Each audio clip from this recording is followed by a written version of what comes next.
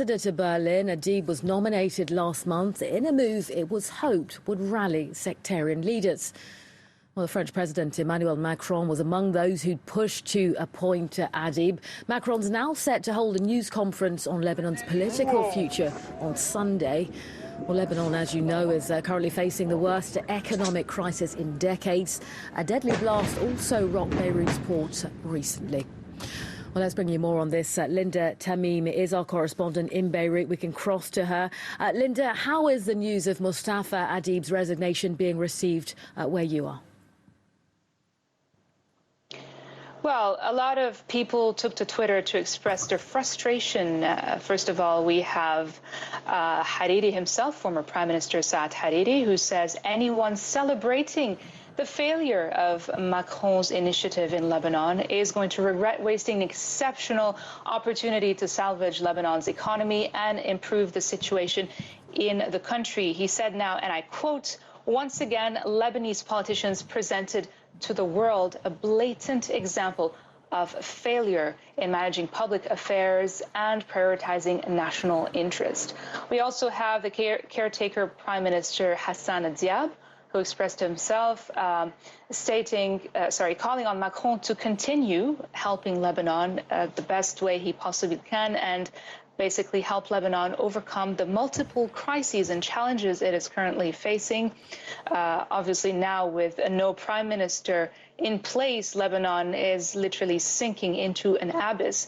He's also, in that sense, calling on a speedy conduct of binding parliamentary consultations in order to replace him and finally have someone who will be able to form a government that will implement the necessary reforms to unlock those billions of dollars that could potentially salvage Lebanon's economy.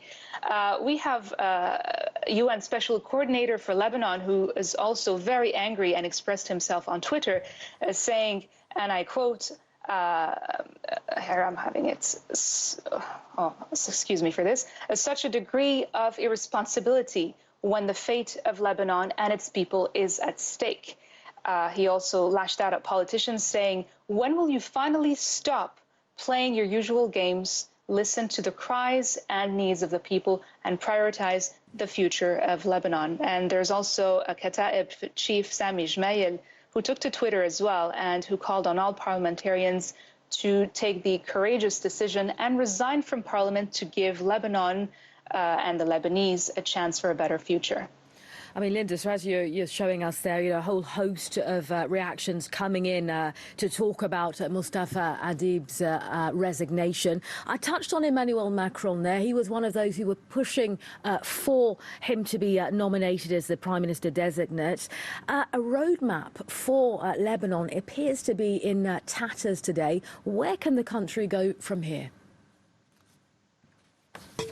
As I was mentioning slightly earlier, we are literally sinking into an abyss. If another PM designate doesn't come forward as soon as possible, if parliamentary consultations aren't held as soon as possible in order to come up with, those reforms that are needed and finally implement them in order for the international community to trust us again, because to be very honest, we are losing the trust of the international community at this point.